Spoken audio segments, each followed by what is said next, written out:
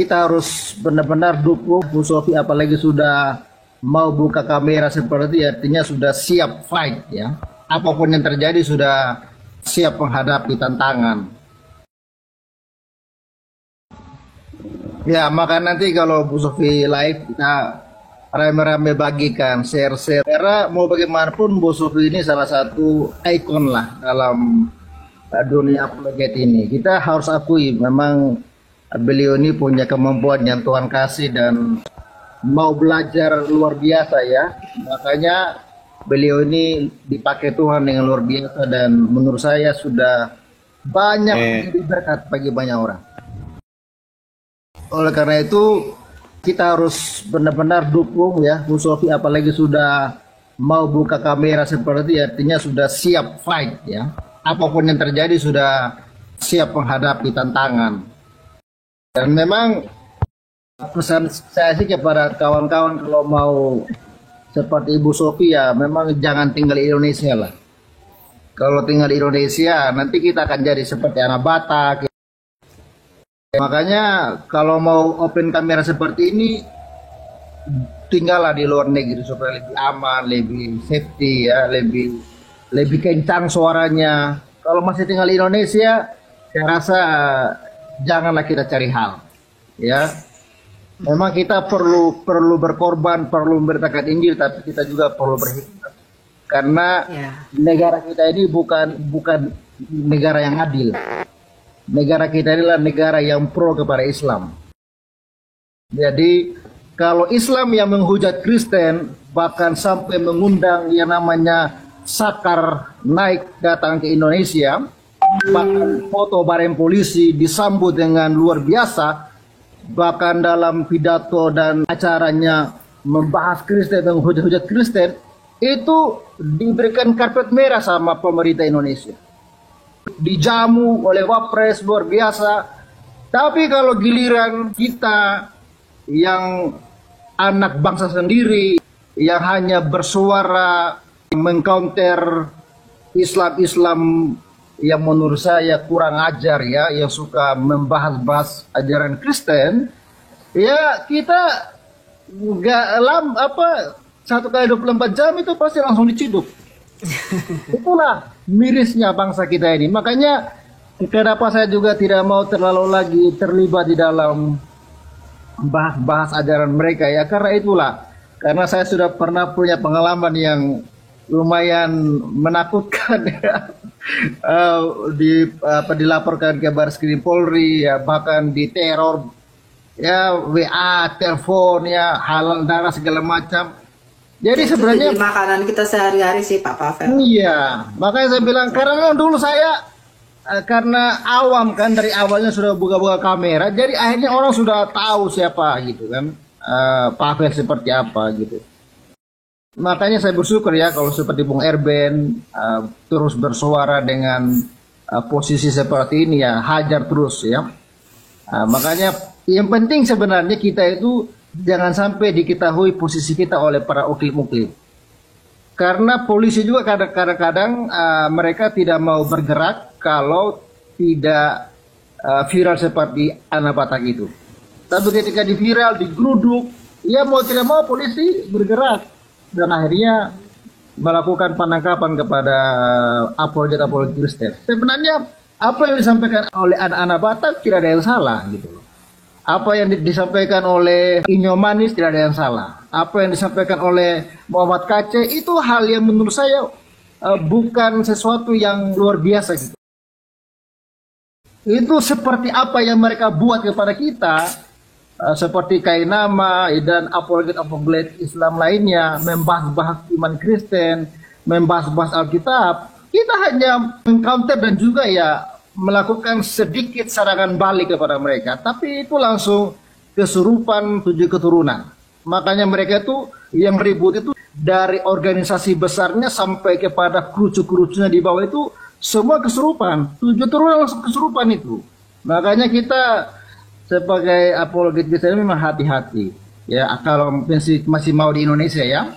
Tapi kalau kita sudah mau berkorban, meninggalkan keluarga, meninggalkan orang tua ya, dan tinggal di luar negeri ya, menurut saya Itu pilihan kita lah, masing-masing. Itu sih, Bu Sofi ya, selamat lah ya. Jadi Oke, akhirnya ya, sejak sekian Pak lama. Pavel, Pak Pavel, Hmm. YouTube-nya masih jalan.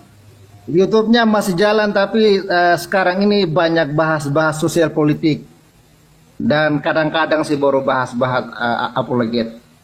Oke.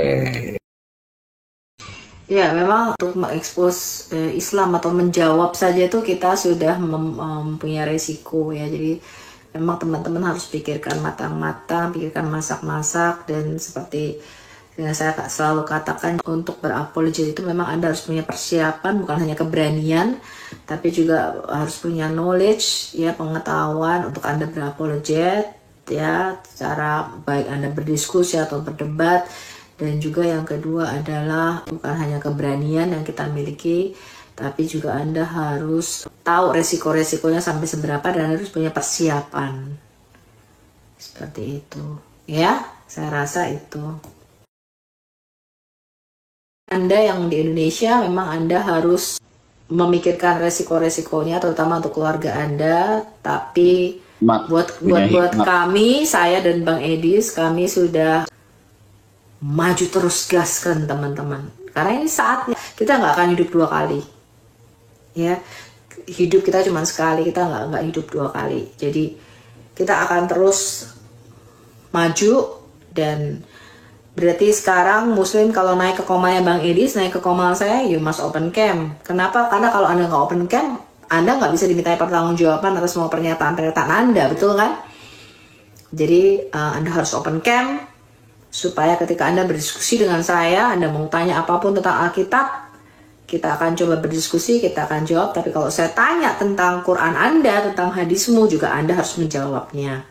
Jadi dengan dialog terbuka ini, kebenaran itu tidak boleh ditutup-tutupi. Kebenaran itu harus diberitakan secara terbuka.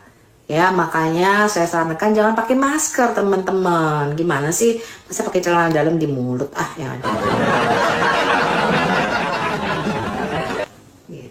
Ya, memang betul kata. Selamat sore, shalom. Ya, shalom. Shalom. Kongres Bu Sofi udah open camp. Ya, Luar biasa. ya, thank you. Salam Mbak Kak Fit. Kalau masih di Indonesia, kita warga negara Indonesia, berarti kan secara yuridis kita di bawah hukum Indonesia. Tapi ketika kita di luar negeri, secara yuridis tidak lagi di bawah hukum Indonesia. Nah itu sih yang perlu teman-teman sadari gitu, supaya jangan menyesal nantinya, itu sih. Iya begitulah teman-teman. Jadi ya saya nggak bisa ngomong banyak ya.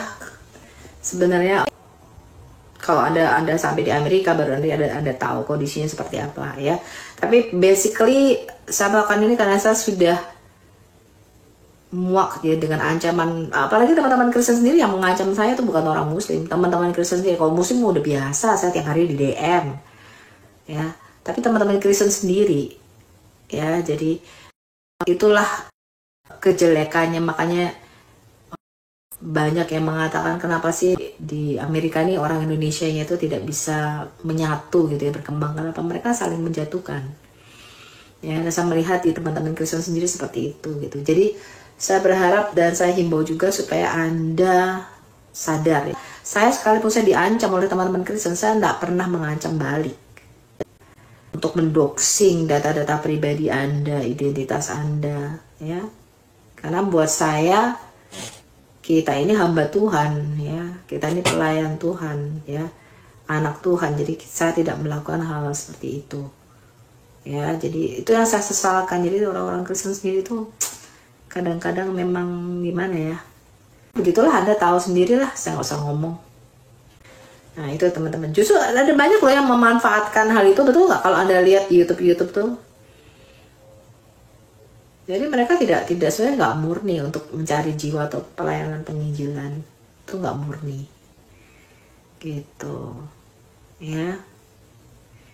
Ya tapi inilah dunia pelayanan dengan banyak karakter masing-masing. Tapi yang pasti adalah Tuhan mengatakan nanti suatu ketika kelak pekerjaan masing-masing kita akan diuji oleh Tuhan, ya. Gitu. Kita semua harus mempertanggungjawabkan masing-masing pelayanan kita di hadapan Tuhan. Itu aja sih teman-teman.